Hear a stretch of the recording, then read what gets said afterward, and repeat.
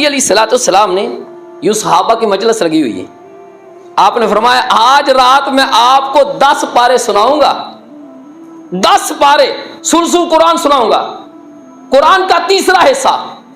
صحابہ نے کہا واہ آج تو موجہ لگ جانی ہے، نبوت والی بابرکت زبان سے 10 پارے سنیں گی، کمال یار۔ فحاشا من حاشا، بس مسجد کیا تھی کہ نبی کے آنے سے پہلے کھچا کھچ بھر گئی۔ صحابہ نبی کے منہ سے نبوت والی بابرکت زبان سے 10 پارے سننے، بس نبی نکلے قل هو اللہ احد اللہ الصمد لم یلد ولم یولد ولم یکن لہ کفوا احد پڑھی اور پھر داخل ہو گئے۔ صحابہ نے کہا یقیناً کوئی وحی آئی ہوگی اسی لیے نبی کر گئے ہیں۔ پھر نبی علیہ الصلوۃ والسلام باہر نکلے، دیکھا صحابہ ویسے ہی بیٹھے، کوئی گھر نہیں ہے۔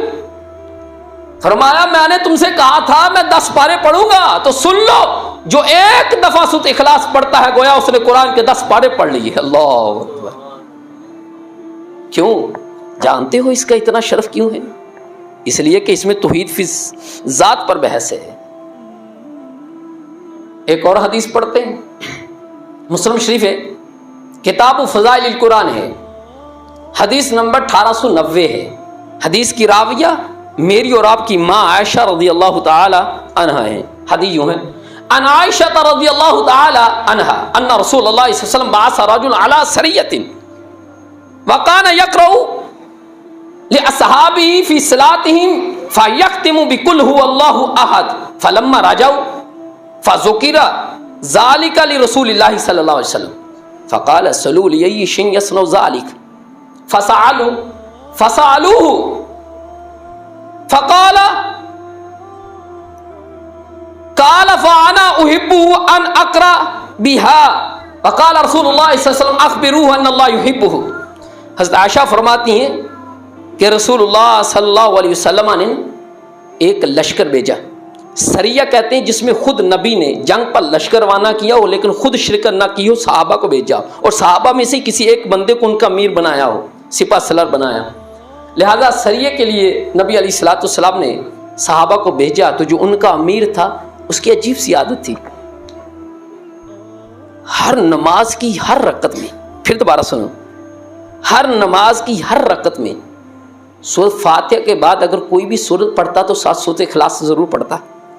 سورۃ اخلاص کے بغیر کوئی ایک بھی نماز کی کوئی ایک رکعت نہ جانے دیتا۔ صحابہ نے کہا یہ عجیب بندہ ہے، ہر رکعت میں سورۃ اخلاص، کوئی سورت پڑھے نہ پڑھے سورۃ اخلاص ضرور پڑھتا ہے، اگر پڑھ بھی لے تب بھی سورۃ اخلاص ساتھ پڑھتا ہے۔ بس کیا تھا صحابہ کے دل میں یہ اب شبہ پیدا تھا کہ یہ کیسا عمل کر رہا ہے، ہم جا کے رسول صلی اللہ علیہ وسلم سے پوچھیں گے۔ جب نبی کے پاس لوٹے واپس آئے تو کہا اللہ کے رسول یہ جو آپ نے ہم پر امیر بنایا تھا نا، یہ ہر رکعت میں سورۃ فاتحہ کے بعد کوئی سورت ملاتا تو تب سورۃ اخلاص ضرور پڑھتا تھا۔ نبی علیہ الصلوۃ والسلام نے فرمایا جو پڑھتا تھا سوال اسی سے کرو، کیوں پڑھتا ہے؟ اللہ مجھ سے کیوں پوچھ رہے ہو، وہ کیوں کرتا ہے؟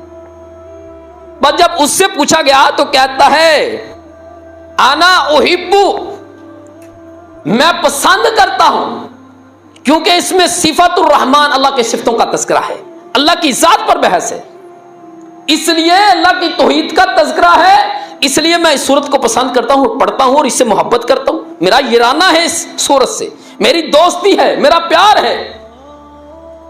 تو نبی علیہ الصلوۃ والسلام نے فرمایا اخبروہ ان اللہ یحبہ، جاؤ پھر اس کو بھی خبر دے دو اگر اللہ کی توحید سے محبت کرتا ہے تو پھر اللہ بھی اس بندے سے محبت کرتا ہے۔